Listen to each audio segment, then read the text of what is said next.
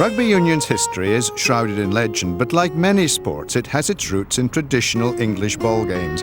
One small town hosts an annual game with strong links to rugby.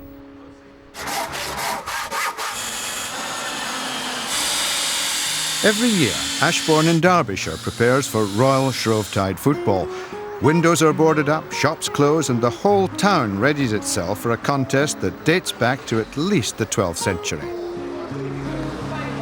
No one really knows when Shrovetide started. It's an open-ended question, really.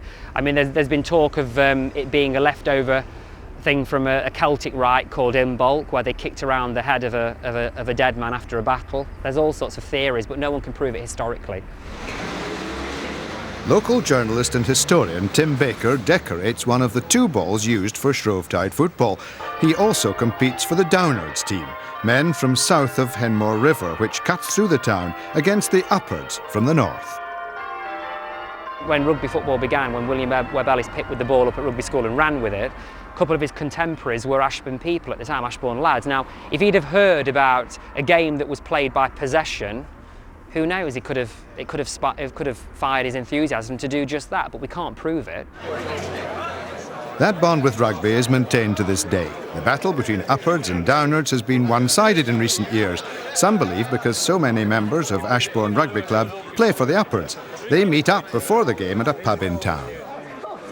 I would say a majority of rugby players do play for the Uppards. And I think the fact that they do play rugby, they're prepared to get stuck in the rough and tumble, and they also work together well as a team, and they communicate well as a team, and I think that rubs off on the non-rugby playing players as well. So it does have its benefits, definitely. While the players made their final preparations, the ball was brought out by the man given the honour of turning up, starting the game. Decorated with images to signify his life and passions, the ball is handmade in Ashbourne and stuffed with cork so that it floats. It's bound to end up in the water at some stage, as the goals are stone markers in the river. At the start, hundreds of players from both teams were ready to fight for possession. The goals are 3 miles apart outside town, but for the first few hours the ball moved just a few hundred metres.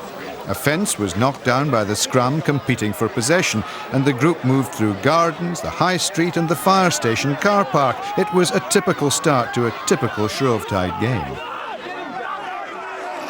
Rugby has clearly evolved considerably from this, but there are echoes of the modern game in the scrum or hug around the ball and the tussle for possession. Players and sometimes the police keep order, but there are few rules here.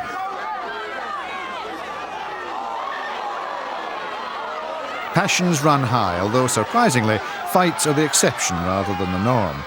With the game running until 10 p.m. or until one side scores, the early afternoon rarely sees any major moves.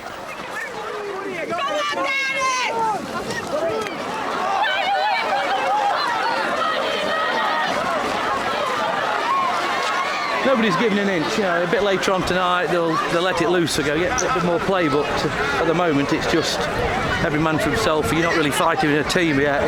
We just don't know who's who at the moment. Come nightfall, and the rugby boys on the Uppards team were searching frantically for the ball after the Downards had made off with it. Miscommunication meant that most of the Uppards abandoned the goal they were defending, and a group of Downards suddenly appeared with the ball. At 9:30, Brendan Harwood scored the Downards goal to end their losing streak. Tapping the ball 3 times on the stone was a privilege awarded him by the team, and it was easy to see how much the honour means in Ashbourne. Brilliant, out of this world. It's for my dad, this is. Not for me, it's for my dad. Now get that camera out of my face. Next week, it's all aboard.